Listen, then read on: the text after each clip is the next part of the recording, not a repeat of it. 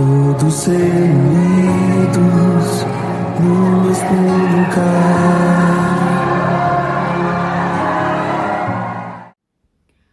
A paz do Senhor Jesus, seja bem-vinda a mais um encontro, a mais uma leitura, a mais uma caminhada em direção ao livro de Atos dos Apóstolos, né? Em direção ao conhecimento da palavra, vamos nos aprofundar um pouquinho mais. E hoje nós estamos já no capítulo de número 13, né, deste livro, o qual o médico Lucas escreveu, né, testificando das coisas que ele viu, das coisas que foram realizadas pela igreja primitiva, né, como deu início à igreja do Senhor Jesus, depois que Jesus foi ressuscitado e subiu para sentar à direita do Senhor Jesus, do Senhor Deus, do seu Pai, né? Como se deu o início da igreja e o caminhar dos apóstolos, né? Dos discípulos que ele ensinou. Então, nós estamos já hoje no capítulo de número 13 e hoje nós vamos conhecer como foi a primeira viagem missionária do apóstolo Paulo. Paulo, né, nessa altura do livro, capítulo 13, ele já é um homem de Deus, não mais um perseguidor da igreja, mas um apóstolo da igreja, um apóstolo do Senhor Jesus, né, um homem fiel a Deus, que prega o evangelho com autoridade. E no capítulo de número 13, ele vai realizar a sua primeira viagem missionária. O capítulo de número 13 vai iniciar falando que entre profetas e mestres da igreja existiam alguns nomes, e o Lucas vai relatar cerca de alguns nomes que existiam na igreja e eram profetas do Senhor, né? Eram mestres de ensino. Naquela época, os profetas, eles proclamavam as revelações de Deus. Eram os profetas que ensinavam, que falavam a respeito daquilo da mensagem que o Senhor, né, enviava. Ele enviava através dos seus profetas. São comparados hoje aos nossos pregadores, né, que recebem uma revelação do Senhor, né, e eles falam isso à igreja, né. Os profetas daquela época eram esses homens que recebiam uma mensagem do próprio Deus, né, e através do Senhor, do Espírito dele, eles transmitiam essa mensagem à igreja. Já os mestres, né, os doutores, eram aqueles que explicavam o significado dessas revelações. Eles é que instruíam o povo acerca de como eles deviam aplicar essa revelação na sua vida. Então, esse cargo, né, hoje ele é dos nossos pastores, dos nossos evangelistas, né, e doutores. São eles que nos ensinam acerca daquilo que a palavra do Senhor, que a revelação de Deus nos instrui a fazer. Então, Lucas escreve aqui e vai citar 5 nomes que estão dentro desses cargos da igreja, né, profetas e mestres ou doutores, e entre eles ele vai destacar, então, Barnabé e Saulo, né? Ele vai destacar esses homens que estão entre esses profetas que estavam na igreja nesta época. Vamos ler o versículo de número 2, então. Depois que Lucas escreve o nome desses homens de Deus, ele vai narrar o seguinte texto no versículo 2. Certo dia, enquanto adoravam o Senhor e jejuavam, o Espírito Santo disse: separem Barnabé e Saulo para realizarem o trabalho para o qual os chamei. Então, depois de mais jejuns e orações, impuseram as mãos sobre eles e os enviaram à sua missão. Então, Paulo e Barnabé, eles são instruídos, né, à igreja através do Espírito Santo. O Espírito Santo revela à igreja que eles separem, que eles sejam separados e que eles sejam enviados, então, aquilo que o Senhor os chamou para fazer.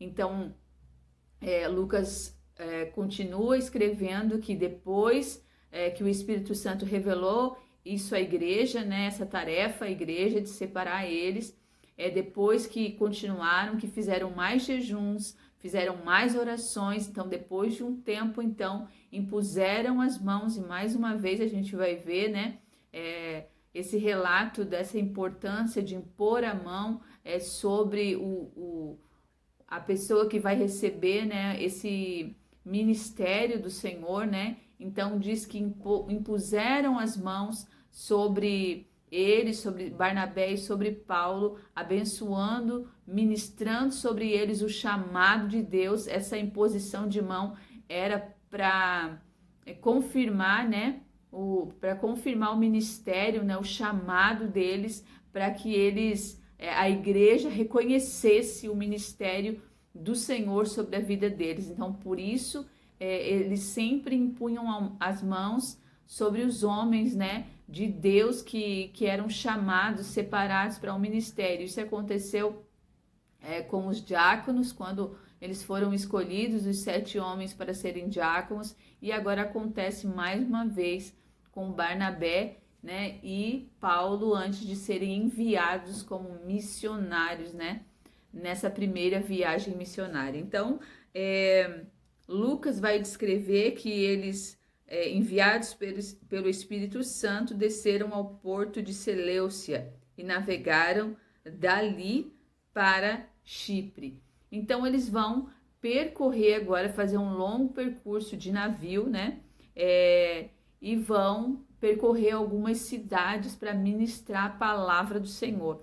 Eles vão chegar, então, Lucas vai escrever que eles vão chegar, então, a uma cidade, versículo 6, chamada Pafos. Essa cidade é a capital de Chipre, né? Uma cidade muito importante e um centro de adoração pagã.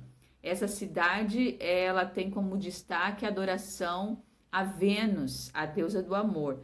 Então, eles descem nessa cidade, né? Eles descem nessa cidade e eles encontram um certo mágico.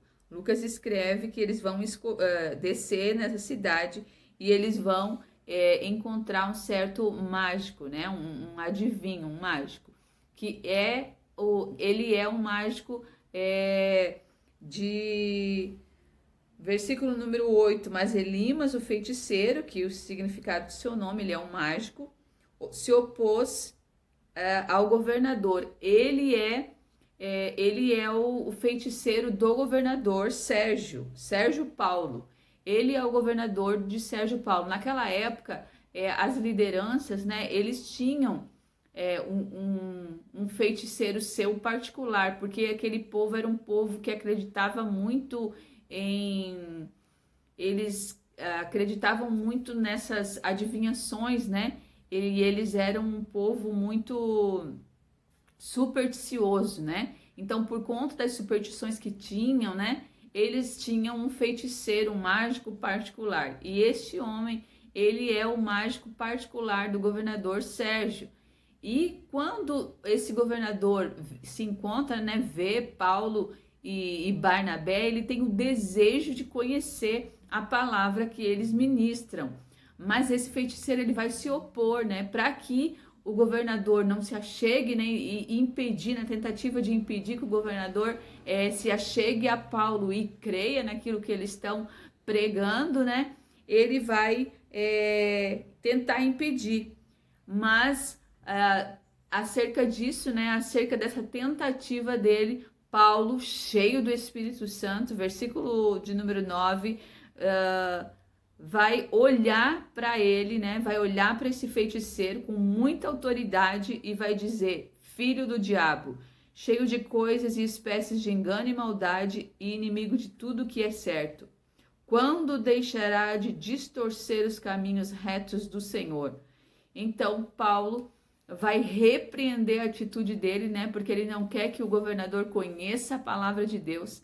E nessa autoridade, né? Nessa unção que Paulo possui, nesse chamado que o Senhor capacitou ele para cumprir, ele vai falar e repreender esse feiticeiro, e ele vai ficar por um tempo sem a sua visão. Esse feiticeiro, então, ele não vai conseguir ver a luz do sol por conta daquilo que ele tentou, né, se opor contra a vontade do Senhor, que é levar a palavra dele a todos, né?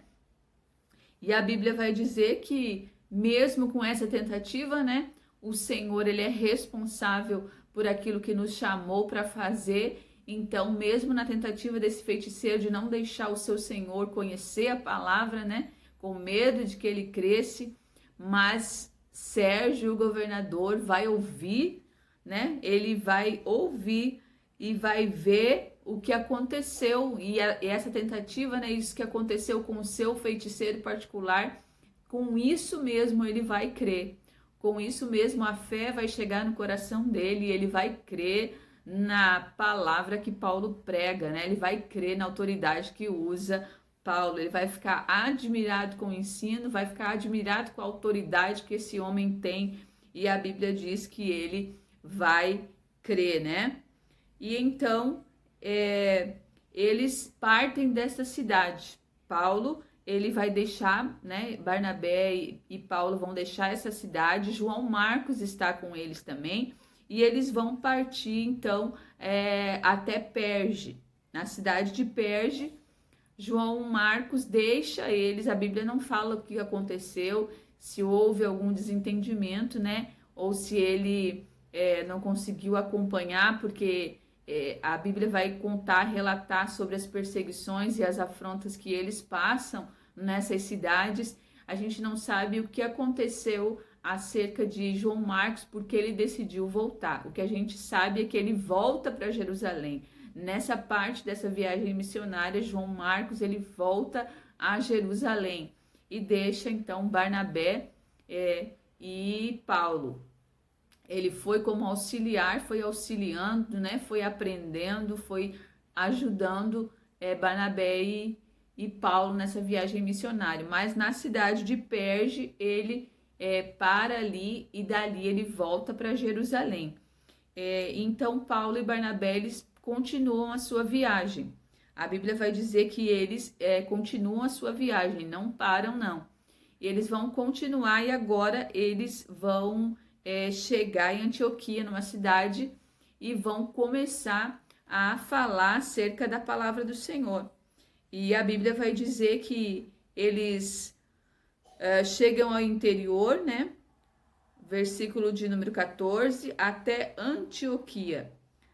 No sábado, que era o dia de fazer a leitura dos profetas, né, a leitura da palavra na sinagoga, no sábado, então, está sendo feita a leitura nessa cidade de Antioquia, está sendo feita a leitura do evangelho, né, não, da palavra do Senhor, da leitura dos profetas na sinagoga, e alguém na sinagoga, a Bíblia vai dizer, né, Lucas descreve que o chefe da sinagoga convida Paulo para falar, para ensinar.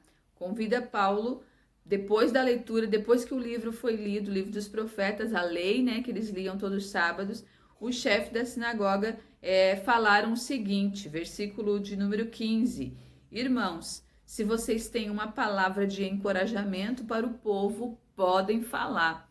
Então eles recebem a oportunidade diante de toda a sinagoga para agora falar de Jesus. E é isso que Paulo faz, aproveita a oportunidade que lhe foi dada e começa o seu discurso, né? Ele vai começar e vai começar pela lei, vai passar por aquele povo que andou no deserto, trazendo a mensagem de Jesus, passando por Saul, passando por Davi, chegando até a vida de Jesus Cristo e tudo que ele ensinou e tudo que ele fez, o que aconteceu, sua ressurreição, e ele vai falar aquele povo com muita autoridade. A Bíblia diz que ele prega, né, que ele fala na sinagoga e que ele não perde a oportunidade, ele mostra o conhecimento que tem, porque ele é formado na teologia rabínica, né? Ele é um homem instruído, Paulo é um homem que estudou, né? Ele é conhecedor. Na época ele estudou para ser fariseu, né? Ele tinha autoridade contra a igreja, mas agora ele usa desse estudo, né, que ele já aprendeu acerca da lei, aprendeu para usar agora diante das boas novas do Senhor Jesus. Ele vai pregar as boas novas do Senhor Jesus, os ensinamentos que Jesus deixou, né, e atuou aqui na terra. Então Paulo vai discursar de tal modo que a congregação vai ficar com sede da palavra do Senhor. A palavra do Senhor vai dizer que eles estavam saindo da sinagoga depois que Paulo ministrou a palavra, né? Depois que Paulo falou a pedido dos chefes da sinagoga que queriam uma palavra de encorajamento, depois que Paulo discursa, depois que Paulo ensina na sinagoga, no versículo 42 diz que quando eles estão saindo da sinagoga, o povo pediu que no próximo sábado, quando fosse feita a nova leitura, eles voltassem novamente para ensinar. Então nós podemos ver aqui um povo sedento, né? Um povo que prestou atenção, um povo que ficou sedento pelo ensino, sedento pela palavra. E quão maravilhoso é isso, né? É a palavra que nos move, é a palavra que clareia o nosso caminho, né? A Bíblia diz no Salmo 119 que lâmpada para os meus pés é a tua palavra e luz para os meus caminhos. Então, é a palavra do Senhor que vai clarear o nosso caminho, né? Que vai nos dar direção. Ela é luz, ela é lâmpada, ela vai nos dar a direção correta, ela não vai nos deixar vacilar o nosso pé no decorrer do caminho. Então, é ela que deve nos mover, é ela que deve nos dar ânimo, né? É a palavra do Senhor que nos sustenta. É pela palavra do Senhor que estamos aqui, né? Pelo amor e pelo temor daquilo tudo que Jesus escreveu, que está escrito aqui na palavra, que os profetas, desde o Antigo Testamento até os apóstolos do Novo Testamento, tudo que foi escrito, né, que testifica do Senhor Jesus, testifica antecede a sua vinda, né, e depois testifica de tudo que aconteceu aqui na terra enquanto o Senhor esteve aqui e de tudo que ainda vai se cumprir, né, porque o Senhor prometeu que passará todas as coisas, passará o céu, passará a terra, mas a palavra do Senhor, ela não passará. Então nós vemos aqui um povo que ficou sedento por essa palavra. Você já teve diante da ministração da palavra com tamanha autoridade? Isso já aconteceu comigo, de eu ouvir e quando termina a pregação e quando termina, né, ali o momento da palavra, a gente tem sede, a gente queria ficar escutando mais tempo, a hora passa tão rápido que a gente nem percebe o tempo passar, de tanta unção, de tanta graça que o Senhor manifesta através da vida dos seus escolhidos, né? E a gente tem aquele desejo de conhecer e prosseguir conhecendo o Senhor. É isso que acontece aqui. E esse povo vai pedir para que Paulo e Barnabé voltem no próximo sábado, quando será novamente feito, né, pelos judeus a leitura da lei e dos profetas. E é isso que eles fazem, eles vão retornar no próximo sábado.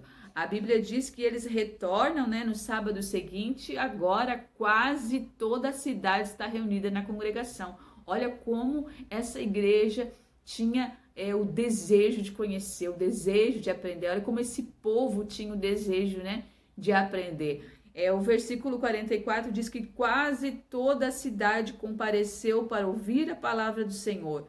E quando alguns dos judeus viram as multidões, ficaram com inveja, de modo que difamaram Paulo e contestavam tudo que ele dizia.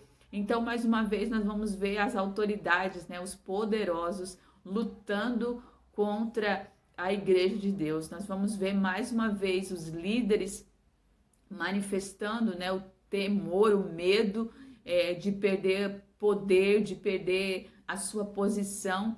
E eles, então, tomados da inveja, tomados de ciúmes, né? A Bíblia diz que eles, com inveja, eles vão difamar Paulo, eles vão difamar e contrariar aquilo que ele está pregando, a palavra que ele está defendendo, né? E espalhando.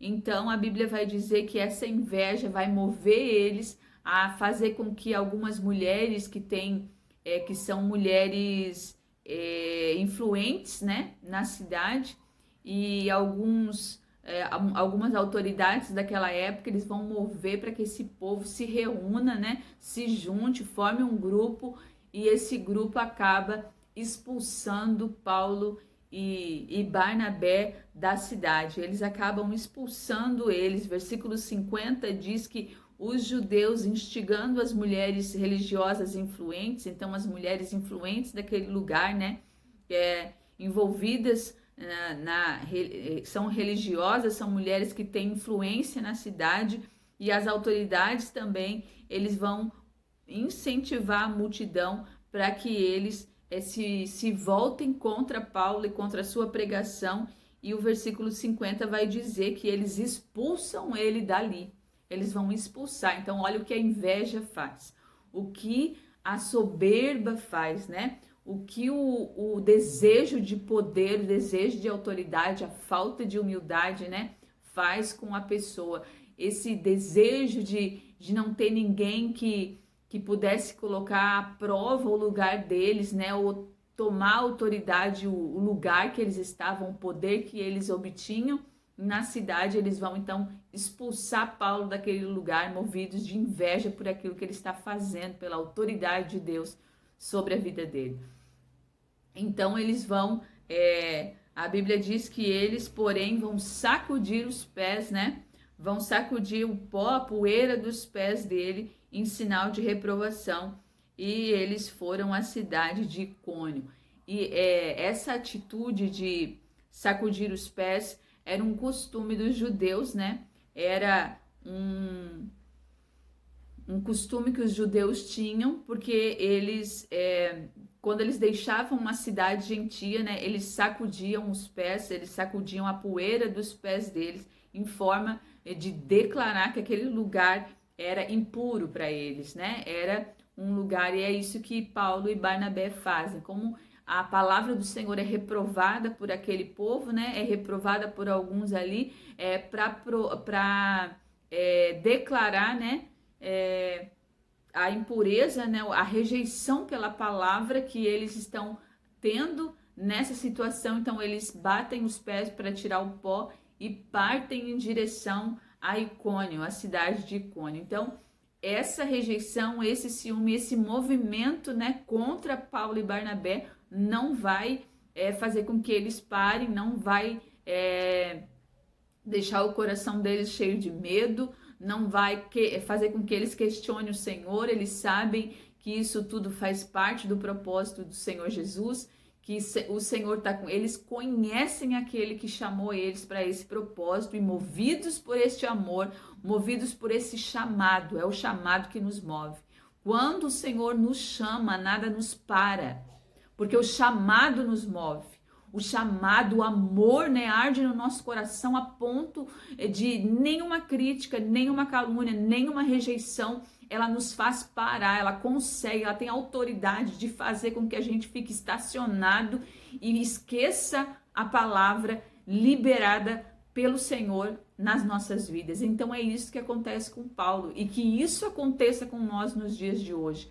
Quando nós formos criticados, né, e somos fiéis ao Senhor, se você está sendo fiel no jejum, na oração, na dedicação, na leitura da palavra, e o Senhor te chamou, saiba que nenhuma crítica, nenhuma rejeição, nenhum movimento é capaz de apagar em ti a chama que o Senhor acendeu quando manifestou uma palavra sobre o teu coração, quando ele liberou pela boca dele uma palavra te chamando para uma missão, confiando a você uma missão. Aleluia. Que o Senhor, ele plante essa semente hoje no seu coração e faça arder a missão que ele confiou a você fazer. Eu sinto a presença do Espírito de Deus neste momento.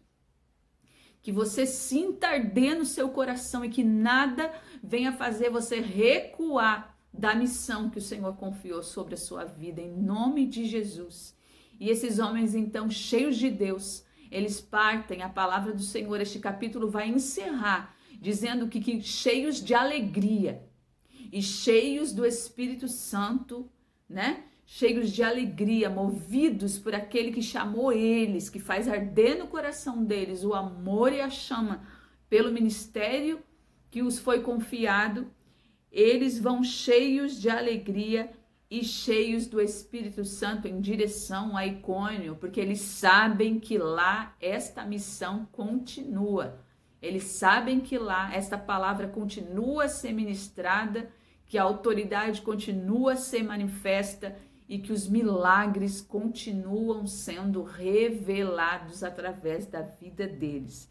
Então, que nada, nenhuma provação, né, no decorrer desse caminho venha impedir a sua alegria, venha impedir a presença do Senhor sobre a sua vida, porque só você pode impedir a presença de Deus sobre o teu coração. Que esta palavra, ela te mova nesta hora, que esse vídeo venha fluir no teu coração e que você venha entender que foi chamada pelo Senhor, que há uma palavra sobre a tua vida, que há alguém esperando para ouvir a tua voz, há uma autoridade de Deus sobre ti e que Ele te mova e te leve pelos lugares aonde Ele necessita da tua voz, revelando a vontade dEle para muitas pessoas, em nome de Jesus. Traz línguas de fogo, batiza a luz, batiza